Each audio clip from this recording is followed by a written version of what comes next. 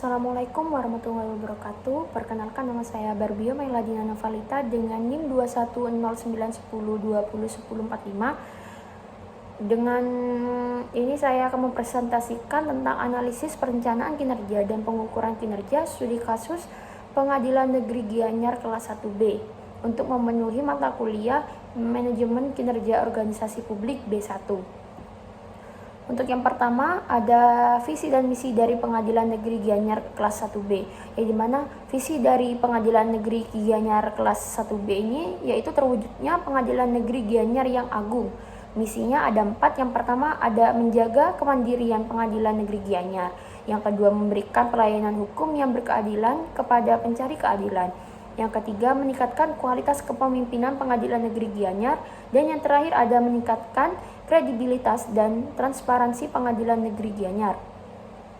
Untuk slide selanjutnya ada acuan penyusunan Renstra atau rencana strategi, yang dimana rencana strategi Pengadilan Negeri Gianyar tahun 2020 sampai 2024 ini disusun dengan mengacu pada rencana strategis Mahkamah Agung tahun 2020 sampai 2024. Blueprint Mahkamah Agung khususnya yang terkait dengan roadmap tahun 2020 sampai 2024 ini dan arah pimpinan dalam pelaksanaan perencanaan strategis, sehingga diharapkan dalam hasil capaiannya dapat diukur dan digunakan sebagai acuan dalam penyusunan rencana kerja tahunan Pengadilan Negeri Gianyar. Selain itu, penyusunan rencana strategis ini diharapkan sudah mengantisipasi dinamika hukum, politik, dan sosial yang berkembang di wilayah hukum Pengadilan Negeri Gianyar. Untuk slide selanjutnya tentang Renstra, yang dimana Renstra Pengadilan Negeri Gianyar tahun 2020 sampai 2024 ini merupakan pelaksanaan dalam mewujudkan visi secara bertahap. Rencana yang sedang dilaksanakan Pengadilan Negeri Gianyar saat ini menyesuaikan dengan program pembaruan peradilan atau judicial reform dan mengacu pada rencana pembangunan jangka menengah nasional. Untuk slide selanjutnya ini ada indikator kinerja utama atau IKU, yang dimana terdapat di sini saya cantumkan tabel yang terdapat sasaran strategis, indikator kinerja, dan targetnya. Untuk slide selanjutnya ada rencana kinerja tahun atau RKT. Di sini juga saya mencantumkan tabel yang dimana ada sasaran strategis, indikator kinerja, dan targetnya. Yang pertama ini sasaran strategisnya ada terwujudnya proses peradilan yang pasti, transparan, dan akuntabel. Yang dimana indikator kinerjanya yang pertama ada persentase perkara perdata itu targetnya 80%, pidana 85%. Indikator selanjutnya ada persentase jumlah putusan yang menggunakan pendekatan keadilan restoratif dengan target 10%. Yang ketiga ada indikator persentase perkara yang tidak mengajukan hukum banding itu dengan target 80%. Indikator yang keempat ada persentase perkara yang tidak mengajukan upaya hukum kasasi dengan target 90%. Yang selanjutnya ada persentase perkara pidana anak yang diselesaikan dengan diversi dengan target 5%. Dan yang terakhir indeks persepsi pencari keadilan yang puas terhadap layanan peradilan dengan target 90%. Untuk sasaran strategis yang kedua ada peningkatan efektivitas pengelolaan penyelesaian perkara. Dengan indikator yang pertama ada persentase salinan putusan perdata dengan target 100% dan pidana juga 100%. Dan yang kedua ini indikatornya ada persentase perkara yang diselesaikan melalui mediasi dengan target 3%. Untuk sasaran strategis yang ketiga ada meningkatnya akses peradilan bagi masyarakat miskin dan terpinggirkan. Dengan indikator yang pertama ada persentase perkara prode yang diselesaikan dengan target 90%. Indikator yang kedua ada persentase pencari keadilan golongan tertentu yang mendapat layanan bantuan hukum atau posbakum dengan target 100%. Dan untuk sasaran strategis yang terakhir ini ada peningkatnya kepatuhan terhadap putusan pengadilan dengan indikator persentase putusan perkara perdata yang ditindaklanjuti atau dieksekusi dengan target 60%. Nah, untuk slide selanjutnya ini terkait hasil analisis.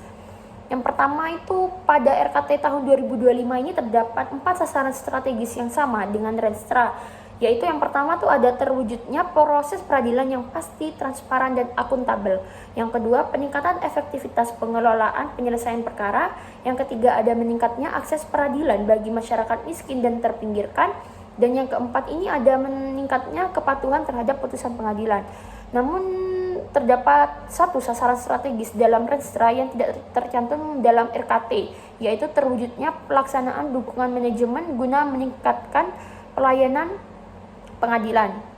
Untuk hasil analisis selanjutnya ini berdasarkan surat keputusan Mahkamah Agung Republik Indonesia nomor 192 /KMA/SK/XI/2016 tanggal 9 November 2016 tentang penetapan review indikator kinerja utama Mahkamah Agung RI, Pengadilan Negeri Gianyar telah melakukan review indikator kinerja utama dengan menetapkan sasaran strategis kinerja utama yang akan dicapai.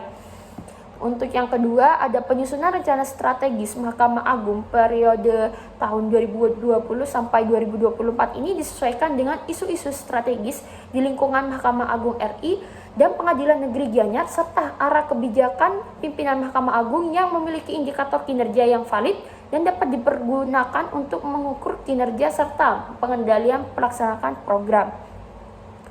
Untuk hasil analisis selanjutnya, review rencana strategis Pengadilan Negeri Gianyar kelas 1B tahun 2020 sampai 2024 ini menggunakan acuan review indikator kinerja utama. Terdapat banyak perbedaan indikator kinerja utama antara RKT dan Renstra.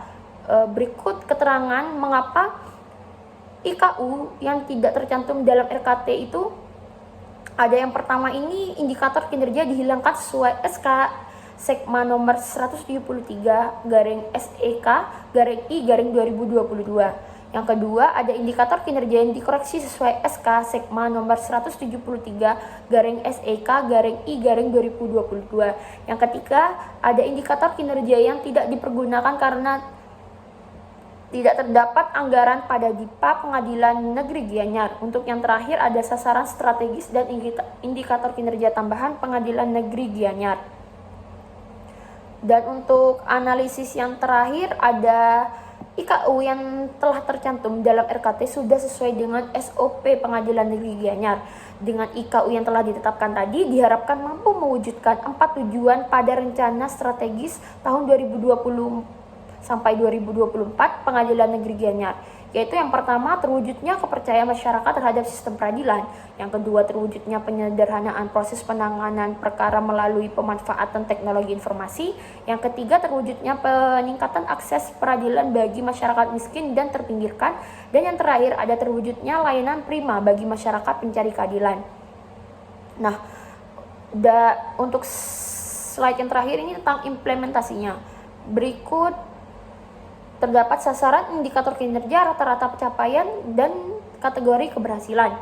Yang pertama, untuk sasaran strategisnya ada terwujudnya proses peradilan yang pasti, transparan, dan akuntabel. Ini indikator kinerjanya ada persentase perkara yang diselesaikan tepat waktu dengan rata-rata capaian 116,91. Nah, ini dikategorikan berhasil. Untuk indikator yang kedua ada persentase jumlah putusan yang menggunakan pendekatan keadilan restoratif dengan rata-rata capaian 100.000% yang dikategorikan sangat berhasil. Untuk indikator yang ketiga ada persentase perkara yang tidak mengajukan upaya hukum banding dengan rata-rata capaian 118,46. Nah, ini dikategorikan berhasil. Nah, untuk indikator yang selanjutnya ada persentase perkara yang tidak mengajukan upaya hukum kasasi dengan rata-rata capaian itu 107,06% dengan kategori berhasil. Untuk indikator yang selanjutnya ada persentase perkara pidana anak yang diselesaikan dengan diversi,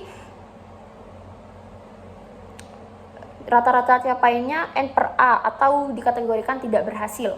Untuk indikator selanjutnya ada indeks respon pencari keadilan yang puas terhadap layanan peradilan dengan rata-rata capaian 107,09% dan dikategorikan berhasil. Untuk sasaran strategis yang kedua ini ada peningkatan efektivitas pengelolaan penyelesaian perkara. Yang pertama ada persentase salinan putusan perdata dan pidana dengan rata-rata capaiannya 100% dikategorikan berhasil.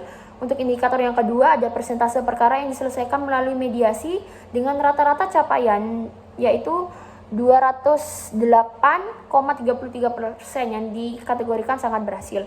Untuk yang ketiga, sasaran strategisnya ada meningkatnya akses peradilan bagi masyarakat miskin dan terpinggirkan dengan indikatornya persentase pencari keadilan golongan tertentu yang mendapat layanan bantuan hukum atau posbakum dengan rata-rata capaian 100% dikategorikan berhasil. Untuk yang keempat, sasaran strategisnya ada meningkatnya kepatuhan terhadap putusan pengadilan dengan indikator persentase putusan perkara perdata yang ditindaklanjuti atau dieksekusi dengan capaian rata-ratanya 125% yang dikategorikan sangat berhasil.